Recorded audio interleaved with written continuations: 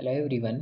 आज हम जानेंगे primary case, secondary case, clinical case और सब क्लिनिकल केस, साथ ही इंडेक्स केस का मतलब क्या होता है। तो सबसे पहले बात करें प्राइमरी केस की, तो प्राइमरी केस का मतलब होता है first case of communicable disease come into the contact with the population, उसको बोलते हैं प्राइमरी केस।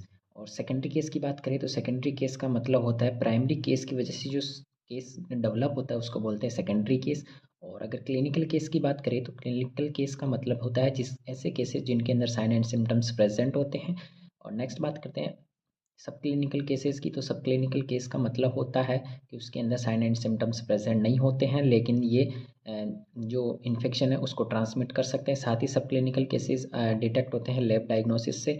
अब लास्ट बात करते हैं इंडेक्स केस की, तो इंडेक्स केस का मतलब होता है ऐसा केस जो कि ऐसा केस फर्स्ट केस जो कि कम्युनिटी के अंदर यानी इन्वेस्टिगेशन के थ्रू पता लगता है, उसको बोलते हैं इंडेक्स।